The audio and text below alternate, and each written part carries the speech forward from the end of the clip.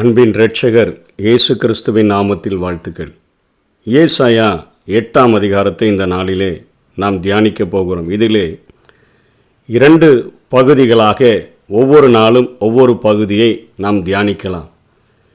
இந்த 8ஆம் அதிகாரம் 18ஆம் வசனத்திலே ஏசாயா சொல்லுகிறார், இதோ நானும் கர்த்தர் எனக்கு கொடுத்த பிள்ளைகளும் சீயோன் பர்வதத்தில் வாசமாயிருக்கிற சேனைகளின் கர்த்தராலே இஸ்ரவேலில் அடையாளங்களாகவும் அற்புதங்களாகவும் இருக்கிறோம் என்று சொல்லி இங்கே ஏசாயா தன்னை குறித்தும் தன்னுடைய பிள்ளைகளை குறித்தும் நாங்கள் அடையாளங்களாக அற்புதங்களாக நாங்கள் இருக்கிறோம் என்று சொல்லி ஒரு வசனத்தை இங்கே அவர் தன்னை குறித்து வலியுறுத்துகிறதை நாம் பார்க்கிறோம். அந்த நாட்களிலே அவர்கள் தேசத்திலே அவர்கள் பெயரிட்டு அழைக்கும் பொழுது அந்த பெயர்க்குரிய அர்த்தத்தை மற்றவர்களுக்கு தெரிகிறபடியினாலே ஆண்டவரை சார்ந்தே அவர்கள் பெயரிட்டு அழைக்கிறவர்களாக இருந்தார்கள். ஆகவே அந்த பெயர்களை அழைக்கும் பொழுது தங்களிலே உணர்த்தப்பட்டவர்களாக, ஒருவேளை இருதயத்தில் சோர்வுகள் பலவீனங்கள் இருந்தால் தேற்றப்படக்கூடியவர்களாக, அவர்கள் பாவம் செய்கிறவர்களாக இருந்தால் குத்தப்படுகிறவர்களாக காணப்படுகிற நிலைமைக்கு ஏற்றாற்போல் அவர்கள் தங்களுடைய பெயர்களையும் தங்களுடைய பிள்ளைகளினுடைய பெயர்களையும் வைக்கிறவர்களாக காணப்பட்டார்கள். இங்கே 18ஆம் வசனத்தில் சொல்லுகிறாரே, நானும் கர்த்தர் எனக்கு கொடுத்த பிள்ளைகளும் என்கிற காரியத்திலே நானும் என்பதிலே ஏசாயா என்று அழைக்கும் பொழுதே அந்த பெயருக்கு அர்த்தம் கர்த்தர் ரட்சிக்கிறார். அது ராஜா அழைத்தாலும் சரி, ஜனங்கள் அழைத்தாலும் சரி, குடும்பத்தில் உள்ள யார் அழைத்தாலும் சரி, அவர்களுக்கு தெரியும் ஏசாயா என்று கூப்பிடும் பொழுதே கர்த்தர் ரட்சிக்கிறார் என்று சொல்லி தெரியும். இந்த நாட்களிலே இயேசு என்று சொல்லி நாம் ஆண்டவரை துதிக்கிறோமே, அழைக்கிறோமே. இயேசு என்றாலே தமது ஜனங்களின் பாவங்களை நீக்கி அவர் நம்மை ரட்சிப்பார் என்கிற அர்த்தம். அதே போல ஏசாயா என்று அந்த நாட்களிலே அவர்கள் அழைக்கும் போதெல்லாம் அவர்களுடைய இருதயத்தில் உருவாகக்கூடிய ஒரு எண்ணம் கர்த்தர் ரட்சிக்கிறார், அதை மறந்துவிடக்கூடாது என்பதை அறிவிக்கும் வண்ணமாக அவனுடைய பெயரும், அவனுடைய மூத்த மகனுடைய பெயர் சேயார் யாசுபு அப்படின்னு சொல்லி பார்த்தோம். அதிலே அதனுடைய அர்த்தம் என்ன? நீதியானோர் திரும்பி வருவர். அதாவது ஆண்டவருக்கு விரோதமாய் போனவர்கள் அழிக்கப்பட்டாலும் நீதியானவர்கள் நிச்சயமாக திரும்பி வருவார்கள் என்கிற செய்தியை உடையவராக அவருடைய முதல் மகனுக்கும் 2வது மகனுக்கு ஆண்டவரே இந்த 8ஆம் அதிகாரத்தில் அவர் சொல்லுகிறார், மகேர் ஷாலால் அஸ்பாஸ் என்று எழுது என்று சொல்லி அவனுடைய மனைவியை 3ஆம் வசனத்தில் தீர்க்கதரிசியாக இருந்து அவளுடைய மனைவியை சேர்ந்த பொழுது அவள் கர்ப்பவதியாகி ஒரு குமாரனை பெற்றால் அப்பொழுது கர்த்தர் என்னை நோக்கி மகேர் ஷாலால் அஸ்பாஸ் என்று அவனுக்கு பெயரிடு என்று சொன்னார் என்று சொல்லி அவனுக்கு அந்த பெயரை இடுகிறார். அந்த பெயருடைய அர்த்தம் என்ன? அழிவுக்கு விரைவில் அல்லது கொள்ளையிட பாய்தல் என்று சொல்லி அர்த்தமுடைய ஒரு பெயரை அந்த ஏசாயா தன்னுடைய 2வது மகனுக்கு வைத்திருந்தார். அதாவது அர்த்தம் என்ன? ஆண்டவர் தன்னுடைய ஜனங்களுக்காக வைராக்கியமாக எழும்பி அவர்களை பாதுகாக்கவும் எதிரிகளை துரிதமாக தாக்கவும் அவர் விருப்பமுடையவராக இருக்கிறார்.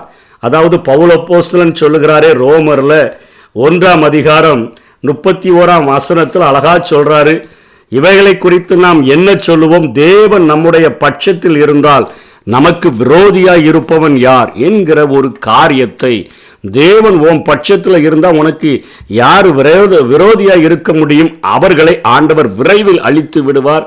அவர்களை கொள்ளையிட பாயக்கூடியவராக நம்முடைய ஆண்டவர் இருக்கிறார் என்கிறதை உணர்த்துவிக்கும் வண்ணமாக அவனுடைய பிள்ளைகளுக்கும் ஆண்டவர் அங்கே பெயரிட வைத்ததை நாம் பார்க்கிறோம். அதனால தான் ஏசாயா சொல்லுகிறார் 18ஆம் வசனத்தில், நானும் கர்த்தர் எனக்கு கொடுத்த பிள்ளைகளும் சீயோன் பர்வதத்தில் வாசமாயிருக்கிற சேனைகளின் கர்த்தராலே இஸ்ரவேலின் அடையாளங்களாகவும் அற்புதங்களாகவும் நாங்கள் இருக்கிறோம்.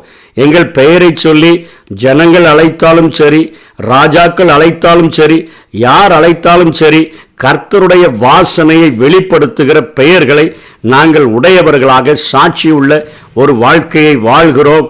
பவுலப்போஸ்தலன் சொல்லுகிறது போல நீங்கள் தானே அந்த நிருபம் என்று சொல்லுகிறாரே. எங்கள் வாழ்க்கையையும் எங்கள் பெயர்களையும் பார்க்கிறவர்கள், அழைக்கிறவர்கள் நாங்கள் கிறிஸ்துவினுடைய நிருபங்கள் என்பதை, கர்த்தருடைய யெகோவாவினுடைய நிருபங்கள் என்பதை அறிந்து கொள்ளும் வண்ணமாக இந்த பெயர்களை உடையவர்களாக நாங்கள் இருக்கிறோம் என்று சொல்லி ஏசாயா இங்கே குறிப்பிடுகிறதை பார்க்கிறோம். ஒரு விசுவாசமற்ற ஒரு ஆகாஸ் ராஜாவிற்கும் அங்கே அவனுடைய ஆளுகைக்குட்பட்ட ஜனங்களுக்கும் அற்புதங்களாக, அடையாளங்களாக என்னையும் என் குடும்பத்தையும் ஆண்டவர் வைத்திருக்கிறார் என்கிற காரியத்தை அவர் சொல்லுகிறதை பார்க்கிறோம். அதே போல 2ஆம் வசனத்திலும் அந்த பெயர்களுக்கு அருமையான காரியங்கள் கொடுக்கப்பட்டிருக்கிறது. அப்பொழுது நான் உண்மையுள்ள சாட்சிக்காரனாகிய ஆசாரியனாகிய உரியாவையும் எபெரேகியாவின் குமாரனாகிய சகரியாவையும் அதற்கு சாட்சியாக வைத்து கொண்டேன் என்று சொல்லி அந்த பெயரிடுகிறதற்கு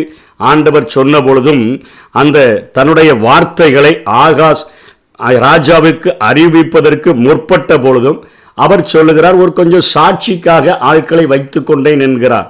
அவர்களுடைய பெயர்களும் அத்தனை அர்த்தமுடையதாக காணப்படுகிறதை நாம் பார்க்கிறோம். உண்மையுள்ள சாட்சிக்காரனாகிய ஆசாரியனாகிய உரியா என்கிறதற்கு பெயர். உரியா என்பதற்கு யெகோவா என்னுடைய வெளிச்சமாய் இருக்கிறார் என்பது பொருள். அவரோடு கூட இணைத்துக் கொள்ளுகிற 6 ஆட்களின் பெயர்களும் அத்தனையான அர்த்தமுடையவைகளாக இருக்கின்றன. உரியா என்பதற்கு யெகோவா என்னுடைய வெளிச்சமாய் இருக்கிறார். எபெரேகியாவின் குமாரன் எபெரேகியா என்பதற்கு யெகோவா ஆசீர்வதிப்பார் என்பது பொருள். அந்த குமாரனாகிய சகரியா என்பதற்கு யெகோவா நினைத்திருக்கிறார் என்று அர்த்தம். யெகோவா, உரியா என்பதற்கு யெகோவா என்னுடைய வெளிச்சம், எபெரேகியா என்பதற்கு யெகோவா ஆசீர்வதிப்பார், சகரியா என்பதற்கு யெகோவா நினைத்திருக்கிறார். மூன்றையும் ஒன்றாக இணைத்து சொல்லுகிறதற்கு காரணம், யெகோவாவை வெளிச்சமாக கொண்டவரும் இயேசு கிறிஸ்துவை குறித்து யெகோவாவை வெளிச்சமாக கொண்டவரும் ஆசீர்வதிப்பதற்கே விரும்புகிறவருமாகிய அந்த யெகோவாவினுடைய குமாரன் அவர் நம்மோடு கூட சேர்ந்திருந்தால் நமக்கு நிச்சயமாக யெகோவா நினைத்திருக்கிறார் என்று சொன்னால், நம்ம மேல அவர் நினைவு கூர்ந்தார் என்று சொன்னால், நம்ம வாழ்க்கையில் அவருடைய கிருபையினால அவர் நம்மை நிறைக்கிறவராக இருக்கிறார் என்று சொல்லி அர்த்தமுடையவர்களை கூட சாட்சிக்காக நான் இணைத்து கொண்டேன் என்பது போல இங்கே சொல்லுகிறதை பார்க்கிறோம். வெளிச்சமாக தன்னை சுற்றி அலங்கரித்து கொண்ட இயேசு கிறிஸ்து ஜனங்களை ஆசீர்வதிப்பதற்காகவே விருப்பம் கொண்ட அவர் நம்ம மேல தன்னுடைய கிருபையை பொழிந்தருளுகிறார் என்கிற காரியத்தை ஆகாஸ், விசுவாசமற்ற ஆகாசுக்கு உணர்த்துவிக்கும் வண்ணமாக இத்தனை பெயர்களையும் உள்ளடக்கி இவர்களை பெயர்களையெல்லாம் சொல்லி அழைக்கும் பொழுது ஜனங்களும் உணர்வடையக்கூடியதாக, அங்கே ராஜாவும் உணர்வடையக்கூடியதான காரியங்கள் நடக்கும்படியாக ஆண்டவர் இவைகளை ஏசாயாவின் மூலமாக ஆகாசுக்கு தெரியப்படுத்துகிறதை பார்க்கிறோம். எதற்காக இதை சொல்லுகிறார்? ஒவ்வொருவரும் அவர்கள் இஸ்ரவேல் தேசமானது சீரியர்களை நம்பி சென்று விட்டபடியினால இந்த பாலகன் அம்மா அப்பா என்று கூப்பிடுகிற அறிவு வருகிறதற்கு முன்னமே தமஸ்குவினுடைய ஆஸ்தி என்பது சீரியாவினுடைய தலைநகராகிய தமஸ்குவினுடைய ஆஸ்தியும் சமரியாவின் கொள்ளையும் என்பது இஸ்ரவேலை குறிக்கிறது. அசீரியா ராஜாவுக்கு முன்பாக அவைகள் கொண்டு போகப்படும். ஆனால் ஆண்டவர் 8ஆம் வசனத்தில் சொல்லுகிறார், யூதாவுக்குள் புகுந்து பிரவாகித்து கடந்து கழுத்து மட்டும் வரும். ஒருவேளை தேசத்துக்குள்ள அவனுடைய காரியங்கள் வந்தாலும் கூட அங்கே சொல்லப்படுகிறது, இம்மானுவேலே அவன் செட்டைகளின் மர விரிவு உமது தேசத்தின் விசாலத்தை மூடுனி சொல்லப்படுத. அது புரண்டு வந்தாலும் கூட, ஆண்டவர் கழுத்து மட்டும் வந்தாலும் கூட எருசலேமை தொடாதபடி அசீரியாவினுடைய கைகளிலிருந்து பாதுகாக்கிற காரியத்தை இந்த வசனத்தில் உறுதிப்படுத்துகிறதை நாம் பார்க்கிறோம். விசுவாசம் இல்லாத உனக்கு இந்த பெயர்களை சொல்லி அழைப்பதினாலாவது விசுவாசம் வந்து நீ என்னை சார்ந்து கொண்டால் முற்றிலுமாக, யூதாவே நான் உன்னை ரட்சிப்பதற்கு ஆயத்தம் உள்ளவராக, நான் வெளிச்சமாய் இருக்கிற நான் உன்னை ஆசீர்வதிக்கிறதற்கு விருப்பம் உள்ளவராக நான் உன்னை நினைத்திருக்கிறபடினால என் மேல உன்னுடைய கிருபையை நான் பொழிந்தருளும்படியாக நான் உன்னை அழைக்கிறேன், மறுபடியுமாக நான் உனக்கு செய்திகளை அனுப்புகிறேன் என்பது போல ஆண்டவர் இங்கே ஏசாயாவின் மூலமாக தன்னுடைய அன்பை, தன்னுடைய ஆசீர்வதிக்கிற தன்மையை, தன்னுடைய பாதுகாக்கிற கிருபையை அங்கே ஆகாஸ் ராஜாவுக்கும் ஜனங்களுக்கும் தெரியப்படுத்தும்படியாக முயற்சி எடுக்கிறதை பார்க்கிறோம். இந்த நாட்களிலும் ஆண்டவர் நம்மை குறித்து அழைக்கிற காரியங்கள் இதுதான். அவரே நம்மை ரட்சிக்கிறவராக, அவர் ஒருவர் தான் நம்முடைய பலத்தினாலோ நம்முடைய பராக்கிரமத்தினாலோ இந்த உலகத்தில் ஒன்றையும் சாதிக்க முடியாது.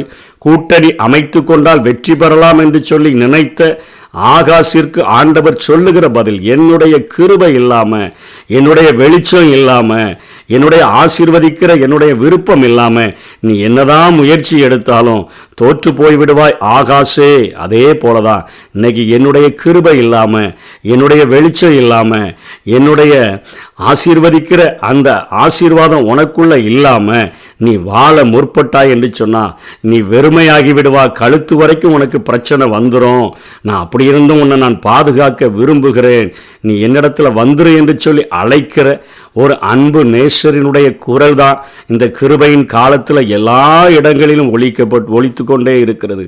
நம்மை பாதுகாக்கும்படியாக, நம்மை ஆசீர்வதிக்கும்படியாக, நம்மை அரவணைக்கும்படியாக, நம்மை சூழ கொத்தளமிட்டிருக்கிற சத்துருவினுடைய கரங்களில் நின்று நம்மை விடுதலையாக்கும்படியாக, தேவன் நம்முடைய பட்சத்தில் இருந்தால் நமக்கு விரோதியாய் இருப்பவன் யார் என்று சொல்லி ஒவ்வொரு நாளும் முழங்கி இந்த உலக வாழ்க்கையில முன்னேறி செல்லும்படியான ஒரு மிகப்பெரிய ஆசீர்வாதத்தை ஆண்டவர் வைத்திருக்கிறார். அதை நம்ம வாஞ்சித்தோம் என்று சொன்னால் நிச்சயமாக பெற்றுக்கொள்ளுவோம். அப்படிப்பட்ட கிருபைகளை தேவன் நமக்கு தந்தருள்வாராக. ஆமென். நானும் என் வீட்டாரும் உம்மையே நேசிப்போ, உமக்காய் ஓடுவோ, உந்தன் நாமம் சொல்லுவோ.